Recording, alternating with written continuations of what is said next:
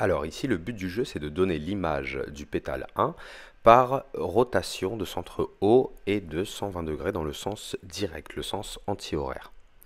Alors d'abord, ce qui caractérise une rotation, bien sûr, c'est toujours un centre, puis un angle.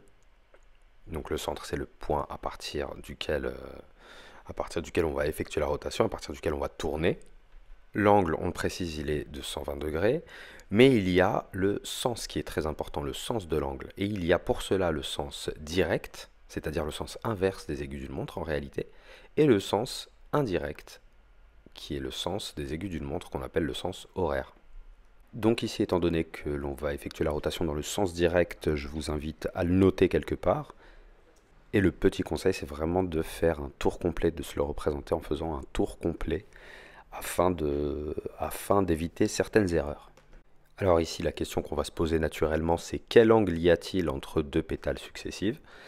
Eh bien, on les compte, hein, il y en a 12, il y a 12 de ces écarts, et comme un tour complet mesure 360 degrés, eh bien, on fait 360 degrés divisé par 12 écarts, et cela nous donne donc 30 degrés par écart.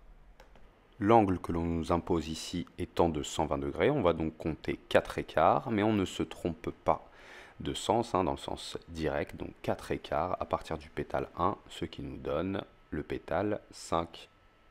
On écrit donc notre phrase de conclusion en précisant bien donc le centre de la rotation, l'angle et le sens. C'est ça qui était vraiment très important. Donc le pétale 5 est l'image par rotation de centre haut et d'angle 120 degrés dans le sens direct, ou ce qu'on appelle aussi anti-horaire, les deux sont tolérés, du pétale numéro 1. On passe maintenant à la deuxième question. Quelle est l'image du pétale 9 par rotation de centre haut et de 300 degrés, d'angle 300 degrés dans le sens indirect cette fois-ci, donc dans le sens des aiguilles d'une montre, le sens horaire. Donc le sens indirect, on se le représente ici, c'est le sens contraire du sens direct, bien évidemment. On ne l'appelle pas en général sens direct ou indirect au collège, pas avant en tout cas la première au lycée, mais c'est pas grave, ça vous fait de la culture générale en plus. Ouais, généralement on dit sens horaire ou anti-horaire, mais bon, peu importe, tant qu'on ne se trompe pas de sens.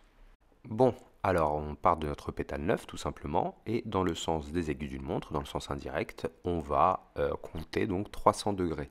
Alors étant donné qu'un écart, un angle entre deux pétales successifs est de 30 degrés, eh bien il suffit de compter tout simplement 10 écarts. Sinon, un tour complet, un angle total mesurant 360 degrés, on pouvait aller du pétale 9 dans le sens cette fois-ci direct, donc dans le sens contraire, et y aller seulement de 60 degrés, donc de deux pétales, de deux angles entre deux pétales successifs.